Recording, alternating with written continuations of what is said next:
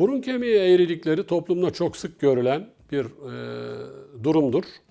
Daha çok yeni doğan döneminde ya da sonraki dönemlerde buruna gelen darbeler sonucu burun ortasındaki kıkırdağın eğilmesine bağlı olarak nefes almada güçlük sorunuyla karşımıza çıkar.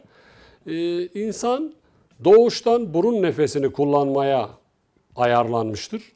Fakat burunda bir eğrilik olduğu zaman uyku sırasında ya da gün içinde burundan nefes bozulduğu için ağız solunumu yapmaya başlar. Bu uyku sırasında horlamaya ve nefes durmalarına neden olacağından mutlaka cerrahi olarak tedavi edilmelidir. Aksi takdirde uykuda solunum durmalarına neden olarak kalp ve akciğer sorunlarına yol açabilmektedir.